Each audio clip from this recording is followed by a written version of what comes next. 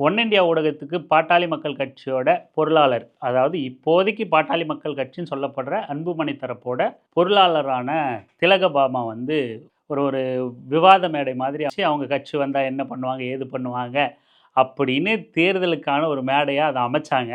ஆனால் கேள்வி கேட்க உட்கார்ந்துருந்த இளைஞர்கள் வந்து சும்மா பின்னி பெடல் எடுத்துனாங்க. அதை நம்ம போய் விளக்கவே தேவையில்லை. அவங்க இந்த மாதிரி இளைஞர்கள் இந்த மாதிரி கேட்டாங்க, அதுக்கு இந்த மாதிரி திலகபாமா பதில் சொன்னாங்க, அப்புறம் என்ன இதெல்லாம் என்ன அப்படின்னு நம்ம குறுக்க கேள்விகளை அடுக்காத வண்ணம் வந்து அந்த இளைஞர்களே வந்து பின்னி பெடல் எடுத்துட்டாங்க.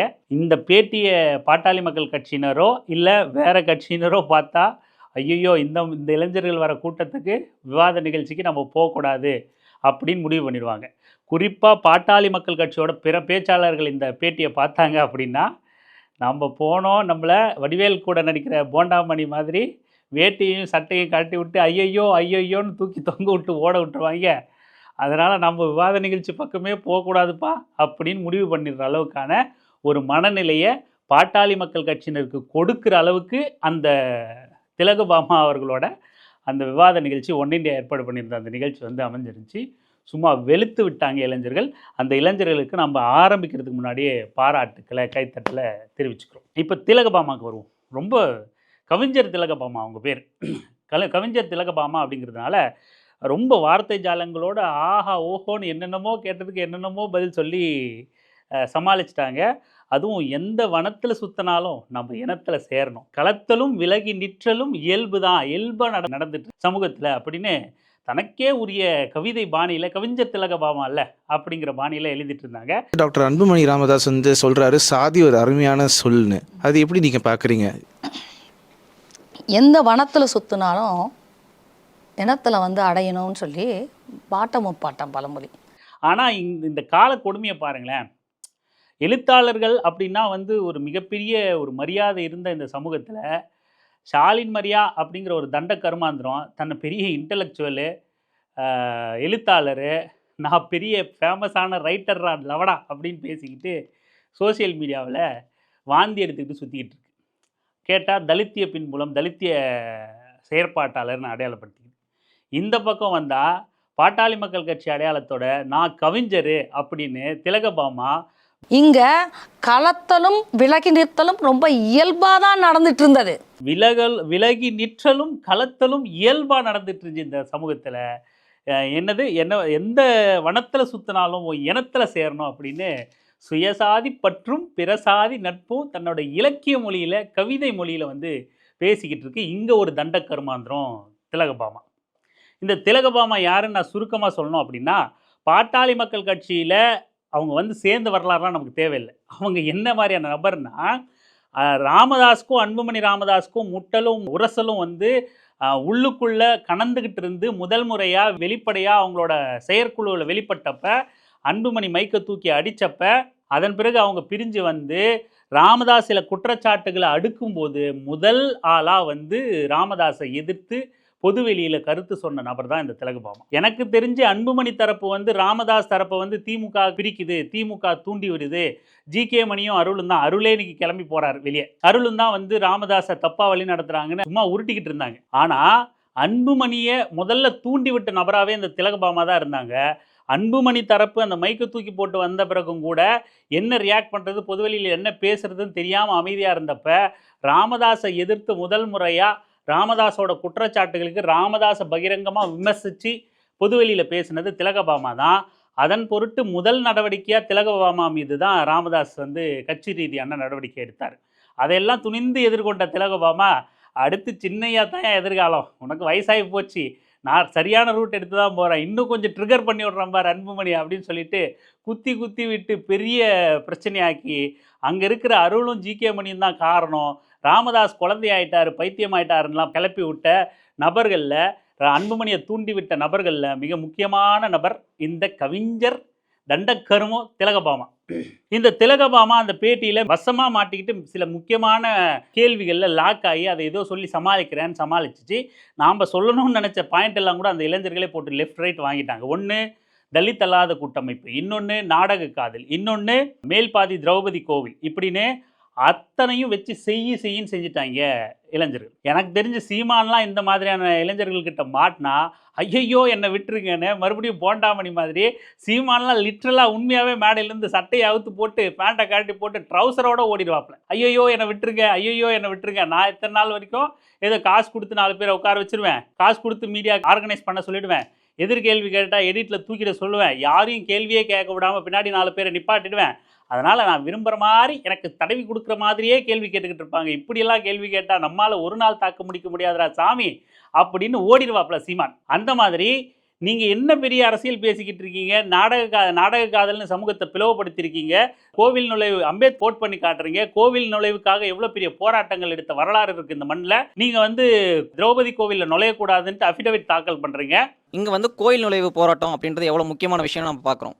ஆனால் மேல்பாத்தில் நடக்கும்போது என்னாச்சுன்னா, நம்ம கோயிலுக்கு போகணுமா அப்படின்னும் போது கோயிலுக்குள்ளே அவங்கள அனுமதிக்க முடியாது, இதோட எங்கள் கல்ச்சர் அப்படின்னு சொல்லிட்டு அஃபிடவிட் தாக்கல் பண்ணவர் யாருன்னா பாமக சேர்ந்த பாலு. ஸோ அம்பேத்கருடைய ஃபோட்டோவை நம்ம கட்சியோட கொள்கை தலைவர் வச்சுருக்கோம், பெரியாரை வச்சுருக்கோம், அதெல்லாம் வச்சுக்கிட்டு ஜாதி ஒரு அழகிய சொல். இதில் ஹைலைட்டான பாயிண்ட்டு தலித் அல்லாத கூட்டமைப்பு நன்மைக்கு தான் அப்படின்னு பேசுகிறாங்க நம்ம கவிஞர் தண்டக்கருமும் திலகபாமம். தலித் அல்லாத கூட்டமைப்பு நன்மைக்கே, பகவத்கீதையோட ஸ்லோகனை பழகிட்டாங்க போல. எல்லாம் நன்மைக்கே, நீ படிக்கக்கூடாது, எல்லாம் நன்மைக்கே. படிக்கிறாங்கன்னு சமூகம் தலையை வெட்டிட்டாங்க, எல்லாம் நன்மைக்கே. துரோணாச்சாரி ஏகலைவனோட அவன் காரணமே இல்லை, அவனாக கற்றுக்கிட்ட வில்வித்தை கூட கெட்ட வரல வெட்டி வாங்கிட்டாங்க, எல்லாம் நன்மைக்கே அப்படின்னு தலித் அல்லாத கூட்டமைப்பு உருவாக்குனாங்க, எல்லாம் நன்மைக்கே. தலித்துகள் மீது வன்மத்தோடு செயல்பட்டாங்க, கலவரம் பண்ணாங்க, குடிசையை கொளுத்துனாங்க, எல்லாம் நன்மைக்கே. அதெல்லாம் நீங்கள் ஏங்க தப்பாக பார்க்குறீங்க? அதுவும் இன்னொரு கேள்வி கேட்டாங்க பாருங்கள் கவிஞர் தண்டக்கர்முக்கு திலகபாமா. தலித் அல்லாத கூட்டமைப்பு நடத்தினப்ப அந்த கேள்வி கேட்ட இளைஞரை பார்த்து கேட்குறாங்க, தலித் அல்லாத கூட்டமைப்பு நடைபெற்றப்ப நீங்கள் இருந்தீங்களா, நீங்கள் அங்கே பிறந்திருந்தீங்களா, நீங்கள் அந்த கூட்டத்தில் கலந்துருந்தீங்களா, அப்போ உங்களுக்கு அரசியல் அறிவு இருந்துச்சா அப்படின்ட்டு நமக்கு உடனே ஒரு கேள்வி மனசுக்குள்ளே எழும்புச்சு. சரி, இந்த பாயிண்ட்டை போட்டு நம்ம பதிவில் பேசி நான் சும்மா முதல்வன் படத்தில் நாக்கில் கொக்கியை போட்டு இழுக்கிற மாதிரி ஒரு கேள்வியை கேட்டுவிடுவோம் அப்படின்னு நினச்சிட்டு இருந்தா அந்த இளைஞரை போட்டு கேட்டுவிட்டாப்புல அந்த கேள்வியை. தலித் சமுதாய கூட்டமைப்பு கூட்டங்கள் நடந்தபோது அந்த நேரம் நீங்க அரசியல் ஆர்வலராக உள்ள இருந்தீங்களா? அதாவது ஆமா இல்ல இல்ல நான் உங்கள்கிட்ட ஒரு கேள்வி கேட்கிறேன். சுதந்திரம் அடையும் போது நீங்க பிறந்தீங்களா இல்லைன்னு சொல்லி கேட்டால் நீங்க என்ன பதில் சொல்லுவீங்க? அப்போது அப்படி பார்த்தா சுதந்திரம் வாங்கும்போது நீ பிறந்தியான்னு கூட தான் நான் கேட்பேன். நீங்கள் பிறந்திருந்தீங்களா மேடம் அப்படின்னா, இல்லை நான் பிறக்கல. அப்புறம் என்ன சுதந்திர நாடுன்னு நீ பேசுகிறல்ல, சுதந்திரத்துக்காக போராடினாங்கன்னு பேசுகிறல்ல. ஏன் பாட்டாளி மக்கள் கட்சி 1987 போராட்டம், சாலை மறியல் போராட்டம், எங்கள் ஐயா தியாகி பெரிய அதை பண்ணிட்டார் இதை பண்ணிட்டார், அப்பா டக்கர் நெட்டி நிமித்திட்டார் அப்படின்லாம் பேசுகிறேன். அப்போ நீ பிறந்தியா? அப்போ நீ அரசியலில் இருந்தியான்னு கேட்டால் நீ என்ன பண்ணுவேன்? தலித்தல்லாத கூட்டமைப்பு உருவாக்கி இப்படியான ஒரு சமூக அநீதியை வரலாற்று பிழையை செஞ்சுருக்க உங்கள் கட்சி அப்படின்னு கேட்டால், கேள்வி கேட்குற நபரை பார்த்து அப்போ நீ பிறந்தியா, இல்லை அந்த அரசியலோடு அப்போ இருந்தியா, நீ அரசியலை கவனிக்கிற சமகாலத்தில் தான் அந்த நிகழ்வு நடந்துச்சா, அப்படி நீ கவனிச்சிருந்தீன்னா நீ அதை பேசலாம். இல்லைன்னா அதுக்கு பதிலுக்கு அந்த இளைஞர் நீ சுதந்திரம் வாங்கும்போது பிறந்தியானதுன்னே அந்த என்ன பேசுன்னு தெரியல. அப்புறம் ஒரு இந்த மியூசிக் போடுவாங்களே, சோலி முடிஞ்சு அப்படிங்கிற மாதிரி, அந்த மாதிரி முடிஞ்சு போச்சு நம்ம திலகபாமாவோட மேட்ரு. இப்படியெல்லாம் ரொம்ப புத்திசாலித்தனமாக கேட்டுக்கிட்டு இருக்காங்க. அதுக்கடுத்து இன்னும் மேஜராக இந்த விஷயங்களை பேசும்போது திலகபாமா ஆரம்பம் தொட்டு முடிக்கிற வரைக்கும் ஒன்றத்தை தான் உறுதியாக சொல்லிக்கிட்டு இருந்தாங்க. என்ன அப்படின்னா, அதான் நம்ம சொன்னல முதல்ல, எந்த வனத்தில் சுற்றினாலும் இனத்தில் சேரணும் அப்படின்ட்டு. சாதி ஒரு அழகான சொல்லுன்னு அன்புமணி சொன்னாரே, எப்படி இப்போ ஏற்பட்ட ஒரு இயக்கத்தோட தலைவர் அப்படி பேச முடியும் அப்படின்னு இளைஞர் கேட்கும்போது, இந்த வனத்தில் சுற்றினாலும் இனத்தில் சேரணும், என்ன இதுக்கு வசனம், என்ன அர்த்தம் நீங்களே கொஞ்சம் சொல்லிடுங்க கவிஞர் திலகபாமா அவர்களே. அவ்வளோ பெரிய புலமையில் நீங்கள் என்ன இதுக்கு பதில் சொல்கிறேன்? அந்த வரியோடு அதை கடந்து போயிடுறாங்க அப்படியே. அதுக்கப்புறம் நாங்கள் இதை கழட்டினோம், அதை கிழிச்சோம் அப்படின்னு பேச ஆரம்பிச்சிடுறாங்க. இப்போ இந்த பழமொழிக்கு என்ன அர்த்தம்னு அவங்க என்ன அர்த்தத்தை சொல்ல வராங்க, எந்த வனத்தில் சுற்றினாலும் இனத்தில் சேரணும் அப்படின்னு. ஒருவேளை நீ காட்டுவாசியாக காட்டு மிராண்டியாக சுற்றிக்கிட்டு இருந்தாலும் நீ மனுஷ பயடா, மனுஷ இனத்தோடு சேர்ந்துடுறான்னு ஒருவேளை சொல்லியிருக்கலாம் இந்த பழமொழியை. அப்படி தானே இருக்கும். இன்னும் நீ காட்டு வாழ்க்கையிலே நினச்சிக்கிட்டு இருக்காத, காட்டு மிராண்டியே வாழ்ந்துக்கிட்டு இருக்காத, காட்டு மிராண்டியான திலகபாமான்னு பேர் வச்சு சுற்றிக்கிட்டு இருக்காத, தண்டக்கருமமாகவே இருக்காத, தண்டக்கருமமாக இருந்துக்கிட்டு கவிஞர்னு பேர் வச்சுக்கிட்டு சுற்றிக்கிட்டு இருக்காத, சக மனிதர்களை மனிதராக பாரு அப்படின்னு சொல்லியிருக்கலாம் அந்த வசனத்தை. ஆனால் இந்த தண்டக்கருமம் எதுக்கு பேசுது அப்படின்னா, சாதி ஒற்றுமைக்கு பேசுது அந்த பழமொழி.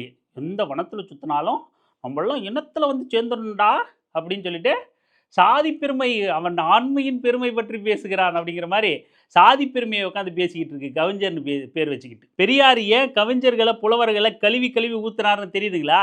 இந்த காலத்து வரைக்கும் இந்த இந்த தண்டக்கர்மம் நாம் சாதி பேரை பின்னாடி போட்டுக்காம விட்டதையும் தவறுன்னு சொல்லி பேசிக்கிட்டு இருக்கு. நாங்கள் சாதியை ஒழிக்கிறேன், பேரில் சாதி எடுத்துறேன், ஊர் பேரில் சாதி எடுத்துறேன், எல்லாத்தையும் மறக்கடிக்க நினைக்கணும்னு நம்ம பேசிகிட்டே இருக்கிறோம். ஆனா இந்த தண்டக்கரும கட்சியோட கொள்கை தலைவர்ல ஒருத்தர் பெரியார். பேருக்கு பின்னாடி சாதியை போட மாட்டோன்னு பெரிய இயக்கத்தை முன்னெடுத்தவர் தந்தை பெரியார். அந்த தந்தை பெரியார கொள்கை தலைவர்கள்ல ஒருவரா வச்சிருக்கிற கட்சி பாட்டாளி மக்கள் கட்சி. அந்த கட்சியோட பொருளாளர் இந்த தண்டக்கருமம். இது உட்கார்ந்துக்கிட்டு பேசிட்டு இருக்கு. நாம சாதியை எதிர்த்து போராடினதுனால சரியா போச்சா, சாதி பேரை போட்டுக்க மாட்டோம்னு சொன்னதுனால சரியா போச்சா, எதுவுமே இங்க மாறல. அதெல்லாம் நாங்கள் அப்லிஃப்ட் பண்ணத்தான் நாங்கள் வந்திருக்கோம். எங்கள் அண்ணன் போராடிக்கிட்டு இருக்காரு, போராடி அறுத்து தள்ளிக்கிட்டு இருக்காரு, கிழிச்சுக்கிட்டு இருக்காருங்க. நீங்கள் அறுத்து தள்ளுறதா சாதி ஒரு அழகான சொல்லுன்னு சொல்கிறதுல தான் எங்களுக்கு தெரியுதே. தலித் அல்லாத கூட்டமைப்புன்னு ஏற்படுத்தினதுல தான் எங்களுக்கு தெரியுதே. இவங்க என்ன சொல்கிறாங்க, நீ இந்த சாதியாக யாரும் தவறாக எடுத்துக்க வேணாம். சக்கிலியர் பின்புலத்தோட ஒரு ஒரு ஒரு மாதிரியான சமூக பார்வையோட பார்க்கப்படுதுன்னா நீ அப்படியே இரு. உனக்கான வாழ்வாதாரம் மேம்படுத்துறதுக்கான உனக்கான வேலை வாய்ப்புகளில் எங்கள் அண்ணன் உனக்கு உதவிடுவார். பறையர் சமூகமா, அந்த பறையருங்கிற அடையாளத்தோடவே இரு. நீ வீரப்பறையர், சாம்பவராயர், நாம சிவன் வழியில் வந்தவங்க அப்படின்னு பெருமை பேசு. இது லிட்டரலா சொல்லுது இந்த லேடி.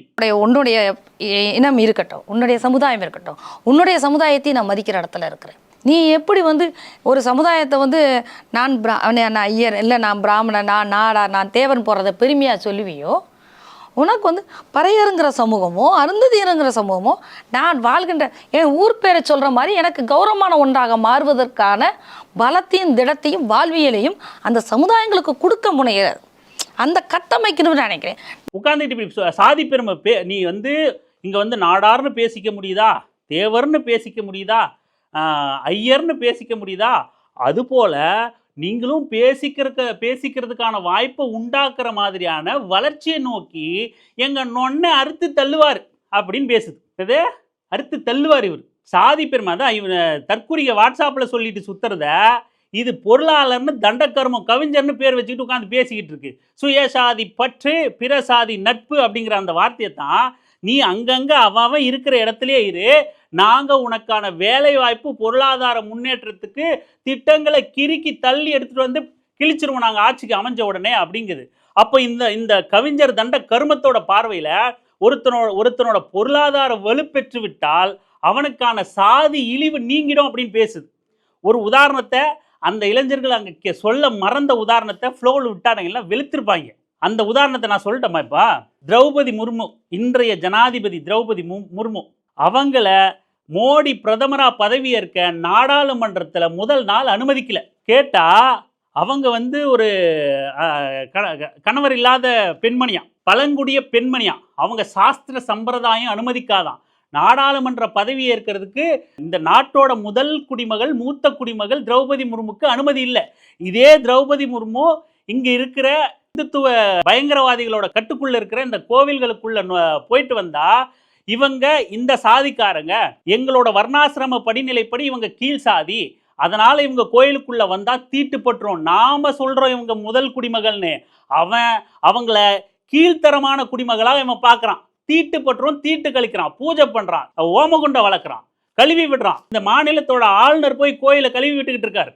திரௌபதி முர்மு அவர்களுக்கு முன்னாடி இருந்த ஜனாதிபதி ராம்நாத் கோவிந்த் அவர் என்ன இதே போல தமிழ்நாட்டில் ஒரு கோயிலுக்குள்ள வந்துட்டார் அப்படின்றதுனால அவர் உள்ள வந்துட்டாருன்னு தீட்டு கழிக்கிறான். துணை ஜனாதிபதி வெங்கையா நாயுடுக்கும் அது நிகழ்ந்திருக்குன்னு நினைக்கிறேன். இப்படி தண்டக்கர்ம திலகபாமா சொல்ற மாதிரி, கவிஞர் திலகபாமா சொல்ற மாதிரி ஒருத்தனோட பொருளாதார நிலை வலுப்பெற்று விட்டா, அவங்களுக்கு சமூக அந்தஸ்து வேலை வாய்ப்பு கிடைச்சிட்டா, அவன் அந்த சாதி அடையாளத்தையே பெருமையா மாத்திக்கலான்னு இந்த தண்டக்கர்மம் சொல்றது உண்மைன்னா, இன்னைக்கு திரௌபதி முர்மு கிட்ட இல்லாத செல்வாக்கா பதவியா அவங்களுக்கு தான் இந்த நாடே சல்யூட் அடிக்கணும். ஆனா பார்ப்பனியம் அடிக்காது. பார்ப்பனியம் அவங்கள மனிதராக கூட மதிக்காது, கீழ் ஜாதியை தான் மாற்றும். ஆனா நாமெல்லாம் பெருமைப்படுறோம். ஒரு பழங்குடியின பெண் இன்னைக்கு நாட்டோட முதல் குடிமகளா வந்துட்டாங்க அப்படின்னு நாம பெருமைப்படலாம், நாம அதை வரவேற்கலாம். இன்னும் அந்த மாதிரி நிறைய பெண்கள் முன்ன வரணும்னு வரவேற்கலாம். ஆனா நாங்க கொடுத்துருக்கோம்னு கிளைம் பண்ணிக்கலாமே தவிர, ஆனா பாஜக பின்பற்றக்கூடிய பார்ப்பனிய சித்தாந்தமோ திரௌபதி முர்முவை என்னவா பார்க்குது? அமித்ஷாவும் அத்வானியும் உட்கார்ந்துகிட்டு இருக்கும்போது இந்த நாட்டோட முதல் குடிமகளை நிக்க வச்சு பேசிக்கிட்டு இருந்த சனாதன கும்பல் தான் அந்த கும்பல். அப்போ பொருளாதாரமோ பதவியோ அதிகாரமோ செல்வாக்கோ விளம்பரமோ வெளிச்சமோ கிடைச்சு அவங்களோட சாதி அடையாளம் மாறிடுதா? அவங்களோட சாதி பின்புலம் மாறிடுதா? அதாவது அந்த சாதிக்கு கொடுக்கப்படுற மதிப்பு மாறிடுதா? நான் வந்து பழங்குடியின பெண், நாங்க ஆண்ட பரம்பரை தெரியுமான்னு திரௌபதி முர்முவால பேசிக்க முடியுமா? பேசினா தான் இந்த பார்ப்பனியமோ திலகபாமா இருக்கக்கூடிய பாட்டாளி மக்கள் கட்சியோ தலையை தூக்கி வச்சு கொண்டாடிடுமா திரௌபதி முர்முவை? சாதியத்தானே பார்க்கும். ராம்நாத் கோவிந்த சாதியத்தானே பார்த்துச்சு இந்த இந்திய கட்டமைப்பு. பார்ப்பனியம் அதிகார வர்க்கம் இந்திய அரசியலமைப்பு சட்டத்தின்படி எந்த பொது இடத்துக்கும் யாருக்கும் அனுமதி மறுக்கக்கூடாது. அப்படி இருக்கும்போது ஒரு கோயிலுக்குள்ள வந்துட்டாங்கன்னு தீட்டு கழிக்குதுன்னா எவ்வளவு மோசமான சமூகமா இந்த சமூகம் இருக்கு. அப்படியான இந்த சாதியை அழித்தொழிக்கிறதான ஒரு வழியா இருக்க முடியும். சாதி அழித்தொழித்தல்னு அம்பேத்கர் சொன்னது தானே அதை சரி பண்ணக்கூடிய வழிமுறையா இருக்க முடியும்.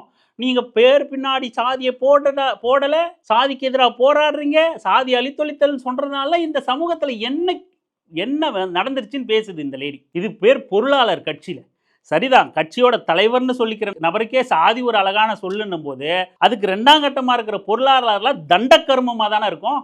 வேற என்னவா இருக்க முடியும்? இன்னொரு 2 விஷயத்தை பேசி நம்ம முடிச்சுப்போம். அதுக்கப்புறம் அந்த இளைஞர் கேட்குறாப்புல 2019 நாடாளுமன்ற தேர்தலில் வந்து பானை சின்னத்துக்கு ஓட்டு போடுவீங்களா அப்படின்னு சொல்லிட்டு அவ்வளோ பெரிய கலவரம் நிகழுது, அதுக்கு காரணம் பாட்டாளி மக்கள் கட்சி அப்படின்னு சொல்லிட்டு ஒரு கேள்வியை வந்து அந்த இளைஞர் கேட்குறாரு. அதுக்கு நம்ம கவிஞர் திலகபாமா என்ன தெரியுமா சொல்கிறாங்க? அது மாம்பழ கொட்டையை கூட தான் நசுக்கி போட்டாங்க அப்படி இப்படின்னு ஒரு உதாரணம் சொன்னாங்க.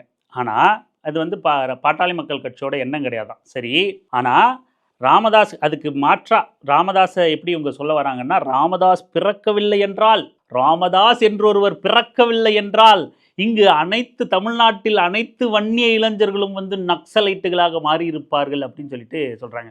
இது அன்புமணி, ராமதாஸ், திலகபாமா இந்த மொத்த கும்பலும் அப்படி தான் பேசும் தொடர்ச்சியாக. ராமதாஸ்ன்னு ஒரு மனிதர் பிறக்கவில்லைன்னா எல்லாம் நக்சலைட்டாக போயிருப்பான் அப்படின்னு சொல்லிட்டு. இப்போ நக்சலைட்டாக போனவங்க எல்லாரையும் இவர் கூப்பிட்டு வந்து பெரிய சாதி ஒழிப்பு போராளிகளா, ஜனநாயகவாதிகளா, சமத்துவ சிந்தனை கொண்டவர்களா, சகோதரத்துவவாதிகளா, பெரிய கள போராளிகளா மாற்றி வச்சிருக்காரு ராமதாஸ். அதனால ராமதாசன் ஒரு நபர் பிறக்கலைன்னா எல்லாரும் நக்சலைட்டா மாறி இருப்பாங்க. நக்சலைட்டா ஆயுதம் ஏந்தி போராட போன அத்தனை பேரையும் கூப்பிட்டு வந்து களத்தில் ஜனநாயகமாக போராட வச்சுட்டார் ராமதாஸ். அப்படி தானே? திலகபாமா வந்து என்ன சொல்கிறது பாட்டாளி மக்கள் கட்சியை? இப்போது நக்சலைட்டுன்னு வச்சுப்போமே, நக்சலைட்டாக போயிருப்பாங்க ராமதாஸ் ஒன்று இல்லை அப்படின்னா, நக்சலைட்னா யார் அப்படிங்கிற கேள்வி இருக்குல்ல. நக்சலைட்னா யார்? அவங்க ஆயுதம் ஏந்தி போராடுறாங்க. எதுக்காக ஆயுதம் ஏந்தி போராடுறாங்க? இங்கே இந்த பண்ணையார்களோட ஆதிக்கமோ பார்ப்பனிய ஆதிக்கமோ சாதி கொடூரமோ இங்கே சக மனிதர்களாக நடத்தலை. அவனுக்கான உணவம் இருக்குது, அவனை மனிதனாக மதிக்காமல் அடிமையாக நடத்துது, அவன் உழைப்பை சுரண்டது, உழைப்புக்கான நியாயமான கூலி கிடைக்கப்படல, அவன் உழைப்பை உறிஞ்சி இவன் பெருமுதலாளியாக பண்ணையாராக உட்கார்ந்துக்கிட்டு அவன் ரத்தத்தை உறிஞ்சி வாழ்ந்துக்கிட்டு இருக்கான், இவனை அடிமையாக நடத்திக்கிட்டு இருக்கான். இதை கண்டு வெகுண்டெழுந்த மக்கள் இனி வந்து பொறுமையாக இவங்ககிட்ட பேசி வேலைக்காகாது, அடிக்கு அடி ரத்தத்துக்கு ரத்தம்னு இறங்குவோம் அப்படின்னு ஒரு காலம். இப்போ சரியா தப்பான்னு நம்ம பேச வரல. அப்படி அந்த நக்சலைட்டுங்கிறதும் கூட ஒரு சமத்துவத்துக்கான போரா அந்த மக்கள் அந்த நேரங்களில் கையாண்ட சில அமைப்புகள் இளைஞர்கள் கையாண்ட ஒரு வழிமுறை. அது இன்னைக்கு பொருந்தாது. இல்லை, இன்னைக்கு வேண்டாம், நம்ம ஜனநாயக பாதையில் போவோம், போராடுவோம், அரசியல் ரீதியான தீர்வுகளை பெறுவோம் அப்படின்னாலும் கூட அப்படியா ராமதாஸ் மாத்திருப்பாரான்றதான் இங்கே கேள்வி. ஒரு அநீதியை கண்டு வெகுண்டெழுந்த கூட்டத்தை ஆயுத போராட்டத்திலேருந்து திசை திருப்பி அரசியல் போராட்டமாக வடிவமைச்சிருக்காரு, ஆதிக்கத்தை எதிர்த்து போராட வச்சிருக்காருன்னா நம்ம வரவேற்போம். ராமதாஸ்ன்னு ஒரு உத்தமர் பிறக்கலைன்னா, யோகியவான் பிறக்கலைன்னா, புனிதர் பிறக்கலைன்னா இன்னைக்கு எல்லாம் ஆயுத போராட்டத்தில் கையில் ஏந்தி ஒரு பண்ணையாரும் பார்ப்பனியவாதிகளும் வந்து சிந்தனை கொண்டவர்களும் உயிரோடு இருந்திருக்க மாட்டான். போட்டு தள்ளியிருப்பாங்க. இந்நேரத்துக்கு என்ன பல இளைஞர்கள் வந்து ஆயுதம் ஏந்தி தங்கள் வாழ்க்கையை இழந்து இப்படி அலைஞ்சிட்டு இருக்க நேர்ந்திருக்கோம்.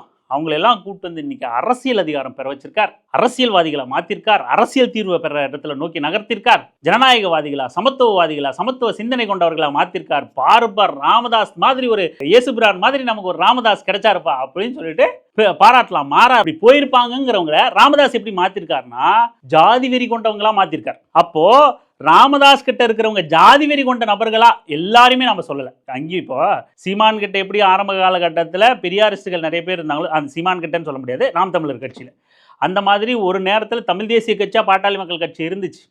ஆரம்ப கட்டத்தில். இப்போ அந்த நிலைமை இல்லை குருவுக்கு அப்புறமான அந்த நிலைமை அப்படிங்கிறத நம்ம சொல்கிறோம். இப்போது ராமதாஸ் அப்படியான இளைஞர்களை இப்போ என்னவா மாற்றிருக்காருன்னா, சாதி வெறி மிக்கவர்களா, ஒரு சமூகத்தை தனிமைப்படுத்தக்கூடிய, ஒரு சமூகத்தை எதிரின்னு காட்டக்கூடிய, ஒரு சமூகத்து இளைஞர்களை மற்ற பிற சமூகங்களுக்கு எதிரிகளாக சித்தரிக்கக்கூடிய நாடக காதல், தலித்தல்லாத கூட்டமைப்பு, இப்படின்னு கோவில் நுழைவு மறுப்பு, நக்சலைட்டுகள் யாராவது இந்த சாதிக்காரங்க கோயிலுக்கு வரக்கூடாதுன்னு ஏதாவது மறுத்தாங்களா? கோயில் நுழைவை மறுக்கிறதா நக்சலைட்டுகளோட வேலையா? இதெல்லாம் பண்ணது யாரு? ஒருத்தங்க தவறான வழியில போறாங்க, அவங்கள திருத்தி சரியான வழிக்கு நான் கொண்டு வந்துட்டேன் அப்படின்னா நீங்க உத்தமர், யோகியன், மகான், புத்தர், இயேசு என்ன வேணா சொல்லிக்கலாம். சமத்துவத்து சிந்தனை கொண்டிருந்தவனை உணர்ச்சி வசப்பட்டான்னு வச்சுங்க, அவன் சிந்தனை சமத்துவம் ஆனா உணர்ச்சி வசத்துல இருந்தான். அவனை கூட்டு அவனோட உணர்ச்சி வசத்தை கட்டுப்படுத்தாம அந்த உணர்ச்சி வசத்தை அப்படியே திசை திருப்பி தன் சுயலாபத்துக்காக பயன்படுத்தியதை எப்படி பெருமையா கிளைம் பண்ணிக்க முடியும்? இது வேற உட்கார்ந்துக்கிட்டு ஏதாவது விவாதத்துல கவிஞர் அதாவது களத்தலும் பிரித்தலும் இயல்பாக நடந்துச்சுன்னு வார்த்தை ஜாலம் பேசிட்டா ஜாதி சரியாயிருமா? இந்த திரௌபதி கோயிலுக்கு இந்த திலகபாமா கவிஞர் திலகபாமா சொல்றாங்க, அந்த கோவில் நிர்வாகி திமுக காரறான். எப்படி இவங்களுக்கு பாட்டாளி மக்கள் கட்சியை ஆதரிக்காத வன்னியர்கள் எதிர்க்க வேற கட்சிகள் இருந்தால் அவங்க காக்கை வன்னியர்கள், இவங்களோட கைகோர்த்து ஜாதி வெறியனா அவன் வேற எந்த கட்சியில் இருந்தாலும் இவங்களுக்கு தேவையான போது அவன் திமுக காரன், அவன் இவங்க ஜாதிக்காரன் கிடையாது. இப்போ ஒருவேளை திமுக காரங்க எதிராக நிற்கிறான்னா இவங்களோட பிரச்சாரம் என்னவா இருந்திருக்கும்? திமுக பாருப்பா, எப்போ பாரு தலித்துகளுக்கு தான் ஆதரவாக இருக்கானுங்க பாருங்கப்பா, இவன் நம்ம ஜாதிக்குள்ளே இருந்துட்டு இவன் காக்கை வன்னியனா இருக்கான் இந்த கோவில் நிர்வாகி அப்படின்னு பிரச்சாரம் பண்ணியிருப்பேன். அந்த ஒரு நபரை வச்சு திமுக எதிராக பிரச்சாரம் பண்ணியிருப்பேன். சரி, இங்கே திமுகவும் அந்த கொள்கை வச்சிருக்குன்னு இங்கே ஒரு வார்த்தைக்கு வச்சுப்போமே. ராமதாஸ் என்ன பண்ணாரு? பாட்டாளி மக்கள் கட்சி பட்டாசு பாலு போய் அங்கே என்ன பண்ணாரு? போய் பட்டாசு அடிச்சுட்டு இருந்தாரா? வக்கீலுன்னு நாங்கள் ஸ்டே வாங்கியிருக்கோம், பெட்டிஷன் போட்டாரா இல்லையா? கோயில் நுழைய விட்டுறக்கூடாது, என்ன ஆனாலும் எங்கள் ஐயாவே நொட்டுவாருன்னு பேப்பர் தூக்கிட்டு போய் நின்னார்ல பட்டாசு பாலு, போய் அங்கே நைட்டு ஃபுல்லாக பட்டாசு வெடிச்சிட்டு இருந்தார்ல. திமுக காரன் ஜாதி வெறியும் பண்ணிட்டான், நீங்கள் என்ன பூ பறிக்கவா போயிருந்தீங்க? அங்கே பட்டாசு பாலுவை என்ன பட்டாசு வச்சுட்டு இருந்தாரா? தீபாவளி கொண்டாடிட்டு இருந்தாரா நைட் ஃபுல்லா? என்னத்துக்கு போய் கோயில் நுழையிறத தடுத்தீங்க? வெக்கமா இல்ல பெரியார் உங்களோட கொள்கை தலைவருங்கிறதுக்கு? வெக்கமா இல்ல அம்பேத்கர் உங்களோட கொள்கை தலைவருங்கிறது? கூச்சமா இல்ல உங்களுக்கு? படத்தை வச்சுக்கிட்டு இந்த மாதிரியான கேவலமான வேலையில செஞ்சுட்டு இருக்கீங்க. இந்த கோவில் விவகாரத்துக்கு திமுக சூழ்ச்சி பண்ணுதான், ராமதாஸ் குடும்பம் பிரிஞ்சு கிடக்கிறதுக்கு திமுக சூழ்ச்சி பண்ணுதான். பிரிட்டிஷ்காரன் மட்டும் நம்மளை பிரித்து சூழ்ச்சி பண்ணல, திமுகவும் பிரித்து சூழ்ச்சி பண்ணுது அப்படின்னு ஒரு அதிபுத்திசாலி. பிரித்தாளுகிற சூழ்ச்சி நீங்க பிரிட்டிஷ்காரன் காலத்தோட போயிருச்சுன்னு நினைக்காதீங்க. பாமக திருமாவளவன் அவர்களோடு தோளோடு தோல் நின்ற இயக்கம், அது எங்கே பிரிக்கப்பட்டது, யாரால் பிரிக்கப்பட்டதுன்னு யோசிங்க. திமுகவுடன் கூட்டணியில் இருந்த வரைக்கும் பாமக சாதி கட்சி அல்ல, திமுக இந்த கூட்டணியிலிருந்து வெளியேற வரைக்கும் சாதி கட்சி. இப்போ திமுகவோட பாஜக கூட்டணி இருந்த வரைக்கும் அது நல்ல இயக்கம். ஆனால் பாஜக இப்போ வெளியே போன பிறகு இப்போ பாஜக மத இயக்கம். இந்த கேடுகட்ட என்ன சொல்றது, நம்ம இந்த அறிவுகட்ட ஜென்மங்க தங்களை இன்டலெக்சுவல் மாதிரி காமிச்சுக்கிட்டு பார்ப்பனியத்தை, இன விரோதிகளை, ஆரியர்களை எதிரியா பார்க்க வேண்டிய இளைஞர்களை வெறும் தமிழ்நாட்டோட கட்சி 1000 முரண்கள் இருந்தாலும் நம்ம மாநில கட்சி ஒரு சுயமரியாதை இயக்கத்திலிருந்து பரிணமிச்சு வந்த ஒரு இயக்கம். மக்கள் நலனிலிருந்து இன்னைக்கு 1000 விமர்சனங்கள் இருக்கலாம், ஊழல் குற்றச்சாட்டு இருக்கலாம், என்ன வேணா இருக்கலாம், 1000 முரண்பாடுகள் இருந்தாலும் நம்ம மாநில கட்சிகள் ஒருபோதும் நமக்கு விரோதியான நிலையில இருக்காது, அது சீமான் தவிர்த்து. அப்படி இருக்கிற நிலையில பார்ப்பனியத்தை விரோதியா கட்டமைக்க வேண்டிய சூழல்ல ஒரு திமுகங்கிற கட்சி எதிரியா சித்தரிச்சுட்டு உட்கார்ந்துகிட்டு இருக்கு இந்த பாட்டாளி மக்கள் கட்சிங்கிற ஒரு புரிதலற்ற அறிவற்ற கூட்டம். யார் நமக்கு எதிரி? ஒரு எடுத்துக்காட்டு சொல்லி, நீ பாஜக கூட கை கோக்கிறதுக்கு என்ன? திமுக சேரலையா? திமுக தப்பு பண்ணிட்டான், திமுக தப்பு, திமுக பாஜகவோட சேர்ந்தது தப்பு, நீ ஏன் போறப்போ? நீ எதுக்கு கை கோர்க்கிற? அவங்க கூட இந்தியா முழு இடஒதுக்கீடுக்கு எதிரான கட்சி பாஜக. 25 பேர் பலி கொடுத்து வன்னியர் உள்ளிடஒதுக்கீடு வாங்கப்பட்டிருக்கு. ஒரு துரும்ப கூட கிள்ளி போடாம EWS 10% உடனடியாக நிறைவேற்றலாம். ஒரு சின்ன வீதிக்கு வரலாம். எவ்வளவு பெரிய சமூக அநீதி நடக்குது, எந்த அரசியல் புரிதலும் இல்லாம பாஜக கிட்ட ஒரு வழக்கை காமிச்சு காலில் விழ வச்சுக்கிட்டு இருக்கான்.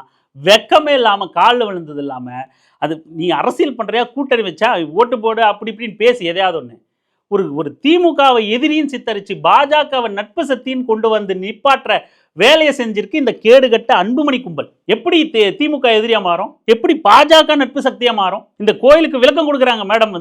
எல்லா கோயிலும் ஒரு கோயில் அப்படித்தான். இது குலதெய்வம் கோயிலுங்க, சின்ன சின்ன கோயில்கள் வந்து இப்போ இன்றைக்கி சிவகாசியில் பார்த்தீங்கன்னா இந்த மாசி மாதம் 200 குலதெய்வ கோயில்கள், 200க்கும் கூடுதலான குலதெய்வ கோயில்கள் இருக்குது. அது ஒவ்வொன்றும் ஒவ்வொரு குடும்பத்துக்கு சொந்தமானதாக இருக்கும். அந்த குடும்பம் சார்ந்தவர்கள் அல்லாத பங்காளிகள் அல்லாத வேறு யாரும். ஆனால் ஆக்சுவலாக ஒரு கோயிலில் எல்லா சமுதாயம் கும்பிட்றது கூட நடைமுறைகள் இருக்குது. சில காரியமெல்லாம் பார்த்தீங்கன்னா ஒரு சமுதாயம் மட்டும் இருக்காது, பல சமுதாயங்கள். ஆனால் குடும்பமாக போய் கும்பிடுவாங்க, வேறு வேறு நாட்களில் கும்பிடுவாங்க. ஒரு கோயிலுக்கு குலசாமி பங்காளிங்க கும்பிடுவாங்க, இன்னொரு கோவில் எல்லா சாதிகளும் கும்பிட்ற மாதிரி இருக்கும். அதுதான் அந்த வசனம். களத்தலும் விலகி நிற்றலும் இங்கே இயல்பாக நடந்துக்கிட்டு இருந்துச்சான். இயல்பாக ஜாதி வந்து பார்ப்பனியத்தால் நம்ம மரபணுக்குள்ள செலுத்தப்பட்டு மூளையில் இடப்பட்ட விலங்காக தான் இருக்குது சாதி, வர்ணாசிரமம். அது ரொம்ப இயல்பாக தான் வரும். துணிச்சலற்ற பயந்து போய் கிடக்கிற அடிமையாக கிடக்கிற மக்கள் இடத்துல இயல்பாக சாதியும் பயப்படுறதும் வர்ணாசிரமத்தை ஏற்றுக்கிற சிஸ்டமும் ரொம்ப இயல்பாக தான் நடக்கும் இந்த சமூகத்தில். அந்த இயல்பை எதிர்த்து போராடுறது தான் போராட்டணும். அதுதான் சமத்துவ சிந்தனை. அதுக்கு தான் இங்கே ஒரு கட்சி, அமைப்பு, இயக்கம், கட்டமைப்பு எல்லாம் தேவை. பொறுக்கி திங்கிறதுக்கு தேவை கிடையாது. இந்த மாதிரியான நபர்கள் ரொம்ப வார்த்தை ஜாலங்களோட நம்மக்கிட்ட பேசி ஏமாற்றிட்டு போயிடுவாங்க. ஆனால் நல்லா பிடிச்சி வெளுத்துட்டாங்க அந்த இளைஞர்கள். இதே மாதிரியான இளைஞர் கூட்டத்தை வந்து விவாத நிகழ்ச்சிகளில் நிற்க வைக்கணும். சும்மா சொம்பு தூக்குறது, அண்ணா ஆடு மேய்ச்சிட்டோம் ஹெலிகாப்டரில் வந்து சாணி அல்றோன்னு சொல்கிறத ஆன்னு வாயை பொழுந்துட்டு கேட்குற இளைஞர் கூட்டத்தை அங்கே உட்கார வைக்காதீங்க. ரொம்ப சிறப்பான ஒரு டிபேட்டாக இருந்துச்சு. நல்லா வெளுத்து எடுத்தாங்க, ஓட விட்டுட்டாங்க அந்த இளைஞர்கள். பாட்டாளி மக்கள் கட்சி இந்த டிபேட்டை பார்த்தா அத்தனை கட்சிக்கும் பயம் வரும். அந்த மாதிரி ரொம்ப அறிவுபூர்வமான ஒரு விவாதமாக இருந்துச்சு. இந்த மாதிரி வார்த்தை ஜாலங்களோட பேசி ஏமாத்துறவங்கள, உள்நோக்கம் கொண்டவர்களை நம்பாதீங்க. அவர்கள் தேர்தல் அரசியலுக்காக சுயநலத்துக்காக சில சமரசங்களை செஞ்சுக்கிட்டாலும் நம்மளை ஒட்டுமொத்தமாக அடிமையாக்குற செயல்பாடுகளில் அவங்க ஈடுபடக்கூடாதுங்கிறது தான் நம்ம பேச வர்றது. ஆனால் இந்த பாட்டாளி மக்கள் கட்சி மாதிரியான கட்சிகளோ, சீமான் கட்சி மாதிரியான கட்சிகளோ இந்த எந்த விதிவிலக்கும் இல்லாமல் ரொம்ப இயல்பாக அவர்கள் சுயநலத்துக்காக எந்த எல்லை கோடுகளையும் வச்சுக்காம ஒட்டுமொத்தமாக இணை எதிரிகளின் காலடியில் தங்களை சார்ந்த மக்களை கொண்டு போய் போடுற வேலையை தொடர்ந்து செஞ்சுக்கிட்டு இருக்காங்க. நாம் எச்சரிக்கையாக இருக்கலை அப்படின்னா நம்ம கூட இருக்கிற இவங்களே நம்மளை வீழ்த்திடுவாங்க. எச்சரிக்கையாக இருப்போம்.